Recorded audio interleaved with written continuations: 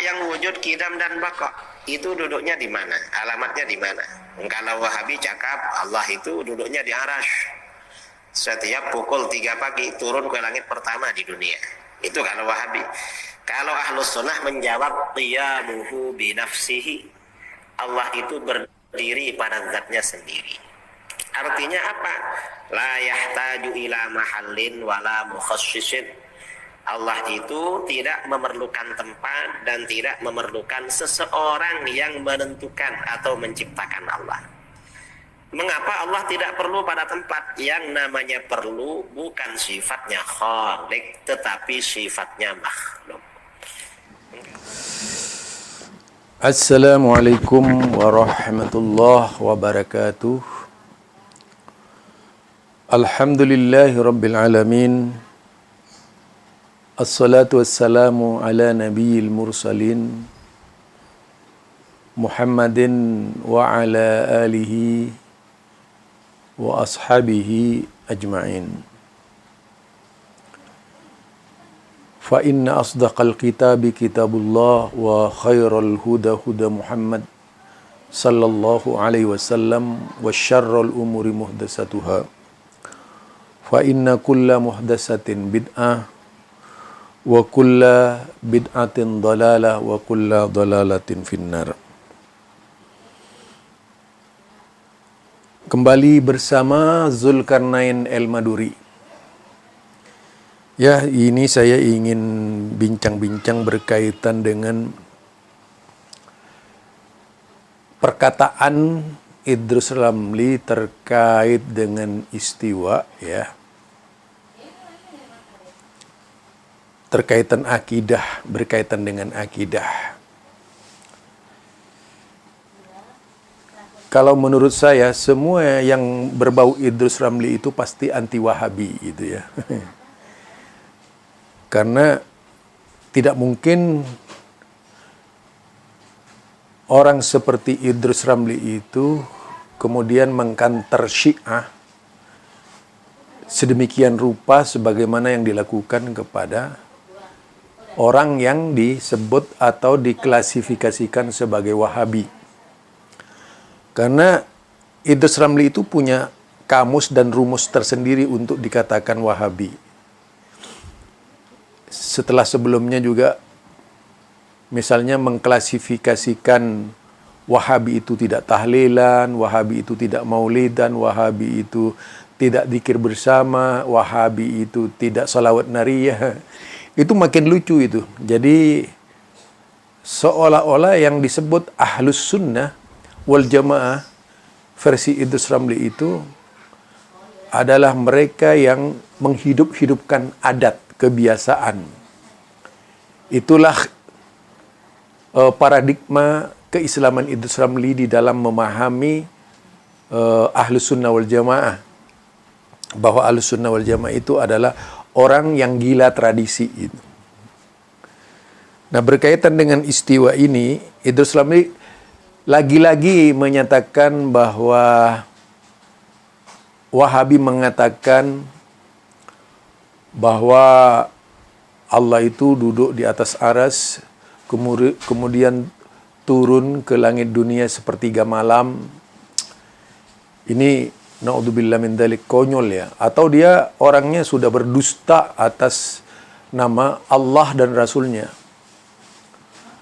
Kedustaan yang besar dan sangat membahayakan terhadap pengamalan Quran dan As-Sunnah. Kalau kita pahami, ya, yaitu di dalam tafsir istiwa Allah Ta'ala ala arsyihi bi annahu uluhu ta'ala ala arsyihi ala ma yaliku bi jalalihi huwa tafsirus salafus soleh. Jadi ini saya mengambil dari tafsir Imam At-Tabari ya. Yang jelas ya, kalau umat Islam tetap saja menggunakan Idrus Ramli sebagai referensi itu bakalan lebih jauh lagi dari ajaran Islam yang sebenarnya gitu.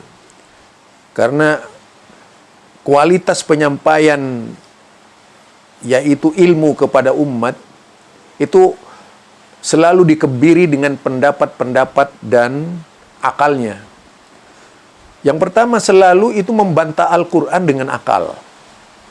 Jadi membantah Al-Quran dengan akal. Yang kedua, mendahulukan akal di dalam berakidah. Yang ketiga, mendustai hadis-hadis Nabi. Jadi yang keempat itu, semua kelompok dari sejak zaman Nabi Muhammad sallallahu alaihi wasallam sampai sekarang ini yang tidak sesuai dengan pendapatnya Idrus Ramli itu adalah Wahabi. Oh, gawat nih orang ya, gawat. Jadi di sini kalau kita lihat ya, kalau kita lihat di sini ini sangat menarik. Jadi tafsiru istiwa Allah Ta'ala ala arshihi bi annahu uluhu ta'ala ala arshihi ala ma yaliku bi jalalihi huwa tafsirus salafus salih. Jadi tafsir istiwa Allah, tafsirnya tentang Allah beristiwa ala arshihi bi annahu uluhu ta'ala, Allah itu tinggi sekali, ala arsihi, di atas arsy-Nya, ala ma yaliku bijalalihi, yaitu yang sesuai dengan keagungannya. Huwa tafsirus salafus soleh, itu tafsir salafus soleh. Qala Ibnu Jarir imamul mufassirin. Nah ya, qala Imamul Mufassirin Ibnu Jarir fi tafsirihi mimma'anil istiwa, yaitu tentang makna istiwa, tentang arti istiwa, al-ulu wal irtifa'. Jadi al-ulu wal irtifa' artinya Allah itu tinggi. Ya, tinggi sekali. Al-ulu war irtifa, ka qaulihi qail istiwa fulan ala saririhi, yakni uluhu alaihi, artinya dia tinggi di atasnya, ya. Wa qala fi tafsiri qaulihi ta'ala ar-rahman 'ala al-'arsy istawa yaqulu jalla dzakarahu ar-rahman 'ala 'arsyihi irtifa' wa 'ala. Jadi dia menyebutkan kata ar-rahman itu 'ala 'arsyihi irtifa' wa 'ala. Artinya Allah itu tinggi. Nah, walam yungkil anis salafu ma yukhalifu. Tak seorang pun dari ulama salaf menurut Ibnu Jarir At-Tabari yang menyalahi pemaknaan tersebut. Nah, ini Ibnu Jarir, dari tidak ada seorang pun ulama salaf dari dahulu kala itu yang mengingkari makna tersebut.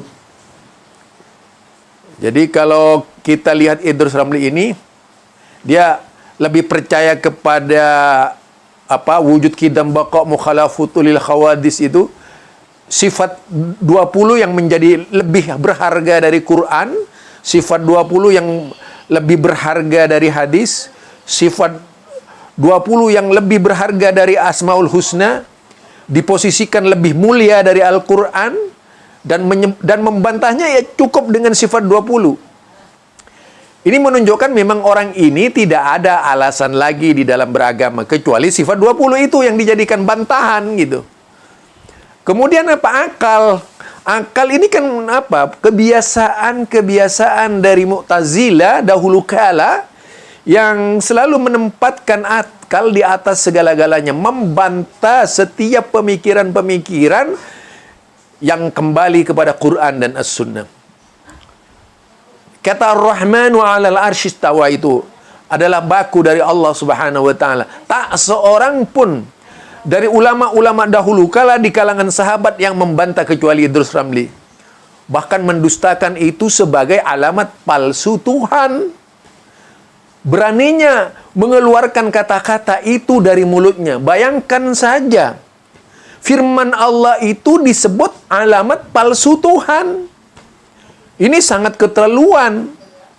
Kalau bukan Mu'tazilah, siapa lagi Idrus Ramli itu?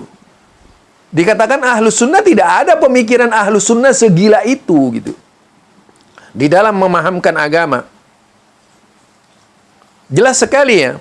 Jadi di sini kalau kita lihat dari tafsir At-Tabari itu, nyata sekali apa yang dimaksud dengan kalangan Imamul Mufassir tadi itu. Dia menyebutkan yaitu irtifa' wa'alah. Jadi Allah itu tinggi dan tinggi sekali. Jadi di situ nyata bahwa tidak sebagaimana yang diterjemahkan Idrus Ramli. Artinya ulama-ulama salaf itu menyatakan bahwa istiwanya Allah itu kama, yaitu yaliku bijalalihi, yang tentunya sesuai dengan keagungannya, sesuai dengan kebesarannya, sesuai dengan dikatakan itu. Jadi al-munazzah anis sifatil makhluk. Artinya Allah itu memang sifat dari sifat-sifat bersih dari sifat-sifat makhluk. Maha suci dari segala sifat-sifat makhluk. Tidaklah kemudian menghilangkan sebutan-sebutan yang sama dengan makhluk. Ya, contohnya saja, Allah Maha melihat, manusia juga melihat. Yang membedakan Allah melihat dan manusia melihat tuh yaitu sebagaimana Al-Qur'an laisa lil insani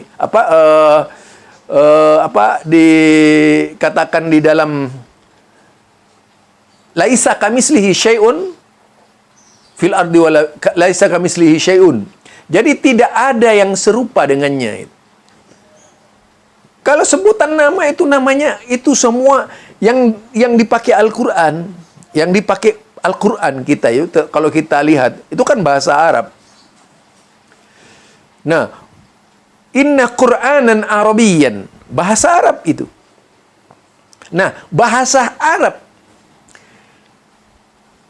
Arab ini dipakai oleh manusia Arab. Dan bahasanya adalah bahasa orang Arab. Mereka intim dengan bahasa Arab. Apa kemudian Allah itu akan dikatakan makhluk? Kenapa tidak sekalian Allah dikatakan makhluk karena menggunakan bahasa Arab? Itulah yang mungkin perlu dipahami. Mengapa kemudian ketika Allah berfirman istiwa bersamayam, lalu diartikan pada arti-arti yang tidak sesuai dengan kaidah-kaidah akidah umat Islam yang sesungguhnya. Jadi inilah yang sangat dipandang keterlaluan dari Idrus Ramli. Ya, kalau kita lihat di sini, wa wajahu annal istiwa fi lugat yasta'milu ala ujuh, yaitu terdiri dari amil-amil dari beberapa segi. Al-awwal ayyakuna mutlaqan ghaira muqayyid. Jadi dijadikan bersifat umum. Fayakunu ma'nahul kamal, yaitu yang berarti istiwa itu bimakna kamal. Kama yaqulullah, sebagaimana Allah berfirman, yaitu walamma balaga asyuddahu wastawa.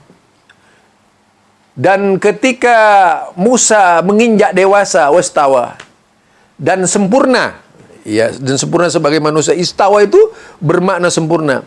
Jadi ketergantungan kepada kalimat sebelumnya, ketergantungan kepada kalimat sebelumnya.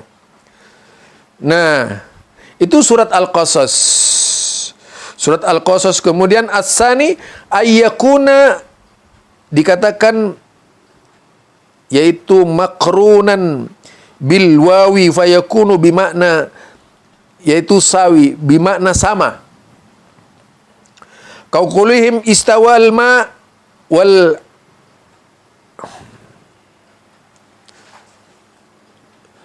atiyah.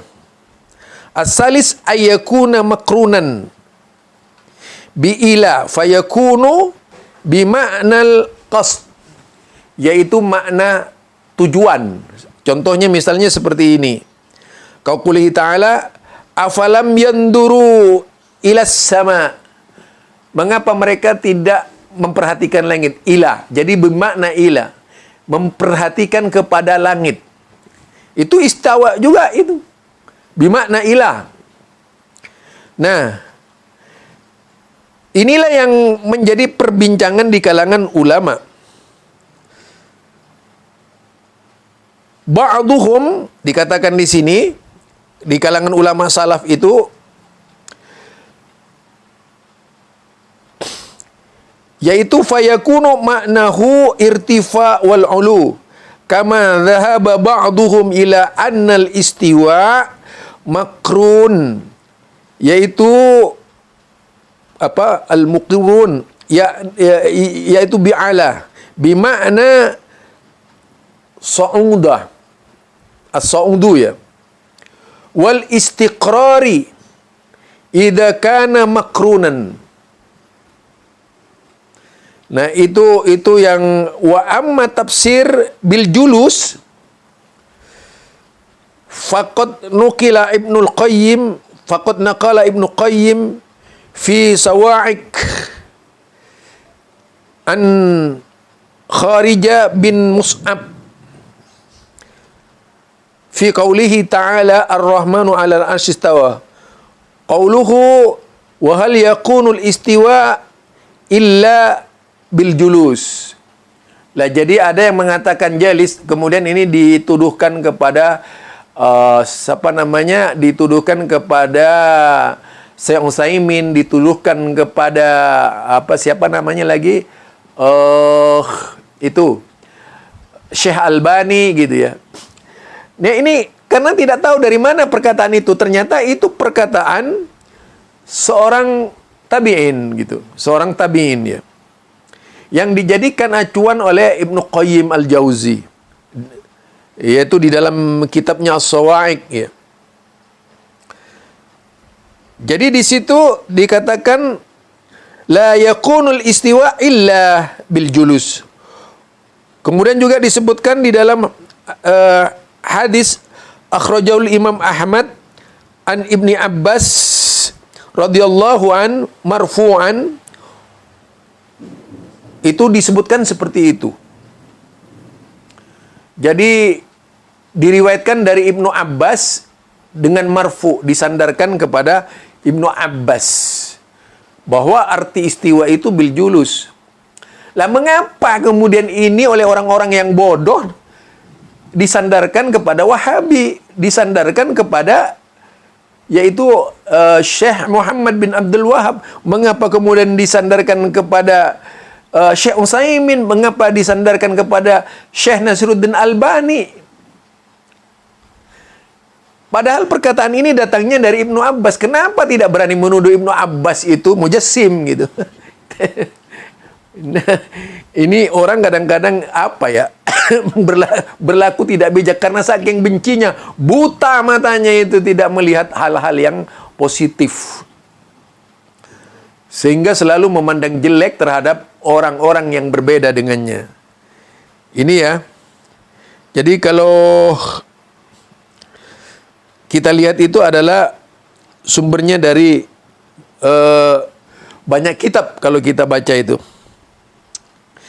Jadi inilah yang seringkali terjadi. Kita kalau berbicara ilmu pengetahuan apalagi ya, yang tidak memungkinkan Allah itu tinggal di tempat. Coba Anda pikirkan sekarang, Allah itu tidak tinggal di tempat.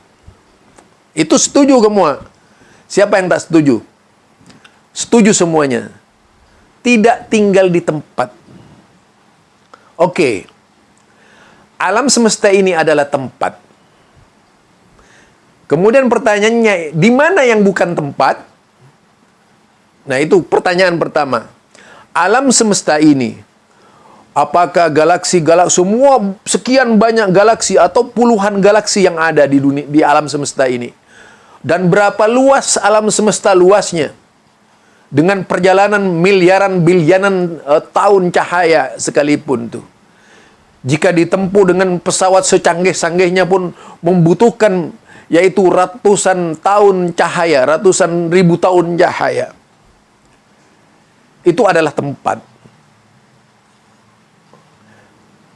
Dalam sebuah penelitian yang dilakukan oleh kalangan ahli sains, ternyata seluas-luasnya alam yang tidak terjangkau oleh manusia itu, seluas-luasnya alam yang tidak terjangkau oleh manusia itu ada batasnya.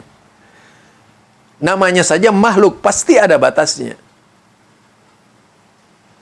Dan yang tiada terbatas itu sudah pasti adalah Allah Subhanahu wa taala, di atas segala makhluknya, fauqa ibadihim. Karena semuanya adalah hambanya Allah. Jadi fauqa ibadihim sesuai dengan Al-Quran. Berarti di atas Allah.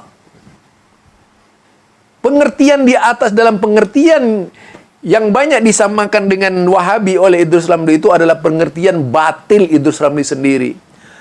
Kemudian lagi, di dalam hadis-hadis Nabi itu tidak pernah diterangkan bahwasanya, atau di kalangan kitab-kitab Wahabi diterangkan bahwasanya tadi itu dikatakan duduk di atas ars. Nah, pengertian ternyata itu bukanlah datang dari Wahabi, tetapi datang dari ulama-ulama dahulu kala. Ulama-ulama salafus soleh yang mengatakan la yakunu istiwa illa bil julus. Jadi bukan perkataannya orang lain. Bahkan yang setuju dengan ini juga Ibnu Abbas radhiyallahu an. Apakah mungkin seorang Ibnu Abbas itu dikatakan mujassim gitu? Terlalunya lancang mulutnya orang yang mengatakan Ibnu Abbas itu mujassim.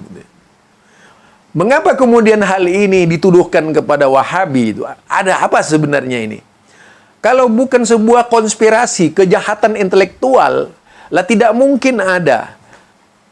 Yaitu pendapat-pendapat miring seperti itu. Ini ya yang kita teliti dan kita telah. Kemudian yang menyatakan Allah turun sepertiga malam itu Allah sendiri.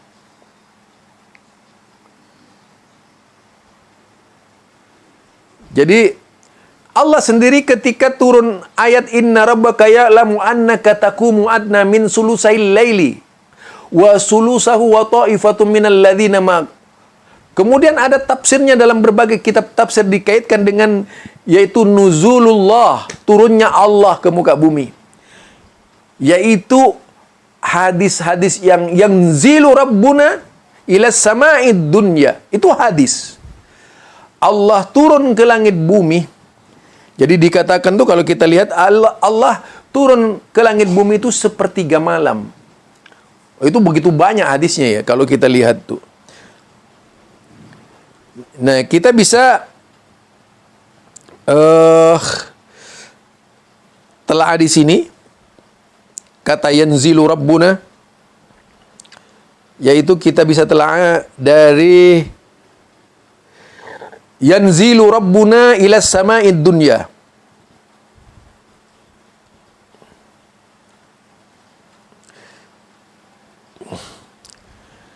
Nah, kita di sini akan berbicara tentang sifat nuzulnya Allah. Ya. Sifat nuzul Allah ini bisa kita lihat di dalam hadis. Ya, dalam hadisnya begini. Yanzilu rabbuna tabaraka wa ta'ala kullu laylatin ila sama'id dunya hina yabqa sulusul lail akhir. Jadi di sini yang mengatakan Rasulullah ya. Rasulullah sendiri yang mengatakan bahwasanya Allah turun ke langit dunia itu sepertiga malam. Tetapi kemudian ini kalau didustakan oleh orang-orang itu mereka yang mendustakan. Nah, itu yang meriwayatkan lebih dari 20 sahabat yang meriwayatkan seperti itu. Lalu bagaimana Idrus Ramli bisa menolak hadis itu gitu? Terus dia ngaku-ngaku Ahlus Sunnah wal Jamaah sementara dia tidak mau dengan hadis Nabi. Yang nyata-nyata mengatakan bahwasanya yanzilu rabbuna ila sama'id dunya fi sulusul lail. Allah turun ke langit bumi yaitu sepertiga malam. Kemudian dia nyamakan dengan makhluk.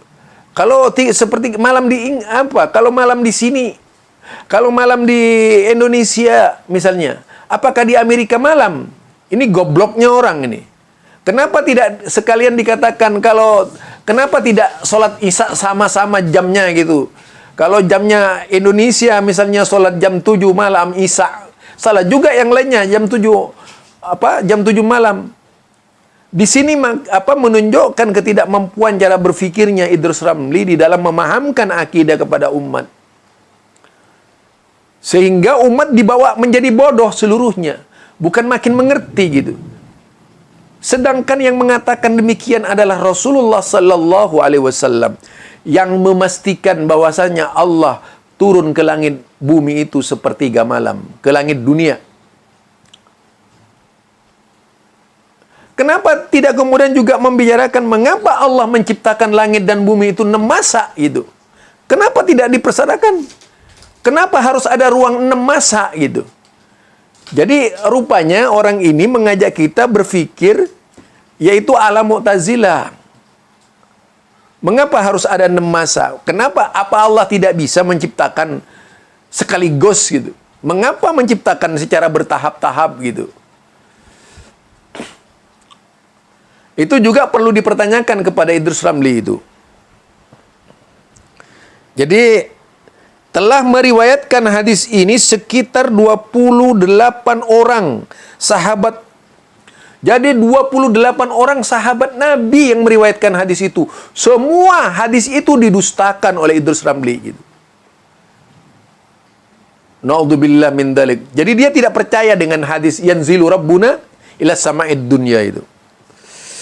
Kemudian kedua, penjelasan tentang turunnya Allah Azza wa Jalla ke langit dunia. Jadi di sini makin menunjukkan turunnya Allah. Ketahuilah wahai saudaraku, semoga Allah memberi kita taufik bahwa turunnya Allah Azza wa Jalla ke langit dunia merupakan salah satu sifat perbuatannya yang terkait dengan kehendaknya dan hikmahnya. Dan dia adalah turun hakiki yang sesuai dengan kebesarannya. Walaupun hakikat sifatnya, kita kan tidak tahu hakikatnya seperti apa. Bukan hakiki sebagai manusia kita. Dia kan sudah mengatakan laisa. Jadi laisa kamitslihi syai'. Jadi hakikinya Allah dengan hakikinya kita berbeda. Janganlah kemudian ditarik-tarik kepada gaya manusia. Yang Idrus Ramli kan lain ketika berbicara nuzul yang terbayang itu manusia turun, bukan Allah turun gitu. Sehingga apa? Pengertian turun kalau itu dilakukan Allah maka tidak pantas karena apa? Ukurannya adalah manusia. Bukan ukurannya adalah Allah. Kemudian menggambarkan Allah seperti Idrus Ramli. Makanya ditakwil-takwil sedemikian rupa. Sehingga menghasilkan akidah takwil. Allah hanyalah kumpulan takwil. Lah kalau Allah sudah menjadi kumpulan takwil. Kan repot itu. Artinya bertuhankan kepada zat yang penuh dengan takwil. Ini orang lebih parah gitu ya. Lebih parah. Karena ingin menghilangkan zat-zat Allah tadi itu. Ingin menghilangkan sifat-sifat Allah yang datang dari Allah. Bukan sifat Allah buatan Idrus Ramli tadi itu. Banyak yang marah itu ketika saya berbicara tentang sifat 20 itu. Tapi mereka tidak bisa menunjukkan argumen. Allah kan tidak pernah menyebut di dalam Al-Quran sifat 20. Allah tidak pernah menyebut sifat 20 itu dalam hadis-hadis Nabi. Tidak pernah nyebut, yang ada Asmaul Husna. Kenapa tidak pakai Asmaul Husna saja? Toh di situ juga terkandung sifat-sifatnya. Demikian juga Al-Quran lah. Sifat-sifat yang Allah tampakkan di dalam Al-Quran, terima saja. Jangan dibantah dengan hanya sekedar menggunakan analogi-analogi yang salah itu. Jadi di situ jangan disamakan ketika kita itu membayangkan Allah turun itu sama dengan manusia. Sebenarnya yang mujassim itu Idrus Ramli. Makanya dia menafsirkan yang tidak-tidak. Kalau dia bukan seorang mujassim, bagaimana mungkin ketika Allah mengatakan turun lalu terbayang itu turunnya makhluk? Kan kurang ngajar terhadap Allah Subhanahu wa taala. Itu ya. Bagaimana mungkin coba dia kalau bukan seorang mujassim akan berpikir begitu? Orang mujassim itu ketika disebut misalnya bal yadahu mabsutatani, bahkan kedua tangan Allah itu terbentang. Lalu apa? Muncul bayangan, tangannya Allah. Ini pasti kalau tidak diartikan lain berarti ini tangannya sama dengan makhluk Allah punya tangan gitu.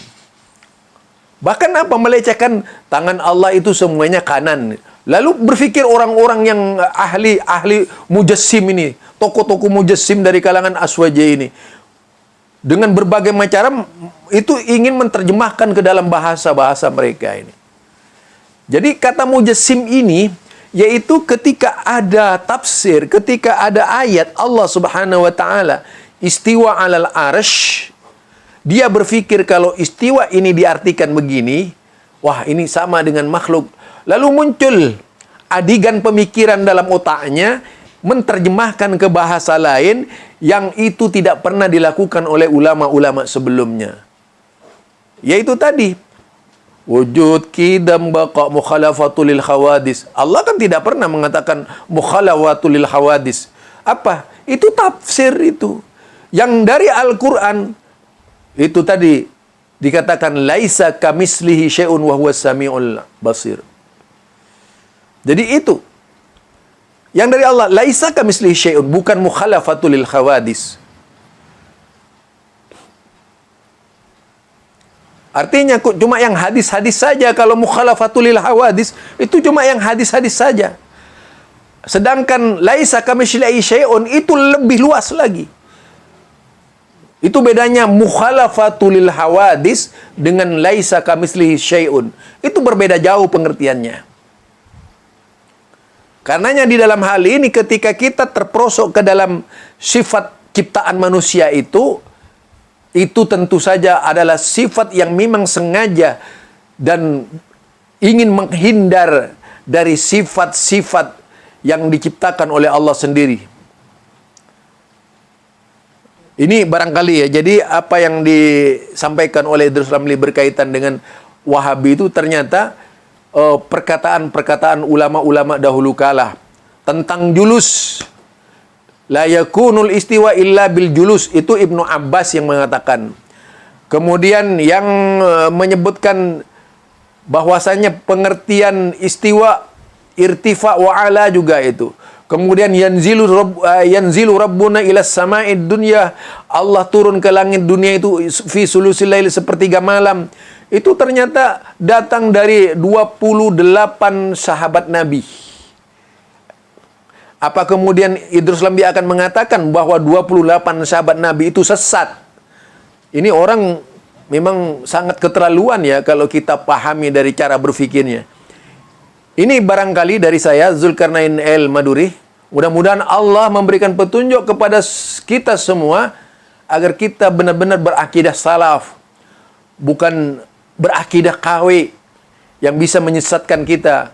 Yaitu akidah KW, akidah yang sengaja direkayasa oleh manusia terhadap Allah Subhanahu wa taala. Itu namanya akidah KW. Karena yang berhak menciptakan sifat Allah itu bukan manusia. Yang berhak menciptakan menciptakan sifat Allah itu adalah Allah dan Nabi-Nya. Sedangkan manusia tidak berhak mensifatkan Allah dengan sifat-sifat buatan manusia. Jadi apa? Kita itu berlindung dan maha suci Allah dari sifat-sifat yang diada-adakan oleh manusia. Subhanakallahumma wa bihamdika asyhadu an la ilaha illa anta astaghfiruka wa atubu ilaik. Assalamualaikum warahmatullahi wabarakatuh.